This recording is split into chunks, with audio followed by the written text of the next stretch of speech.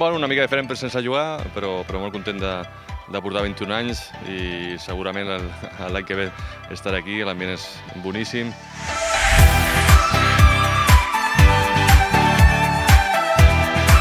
Bien, muy contento de pasar un buen rato con ellos, de jugar un rato a baloncesto y espero que ellos se lo hayan pasado tan bien como yo y después de 2 años pues me hacía ilusión volver a venir.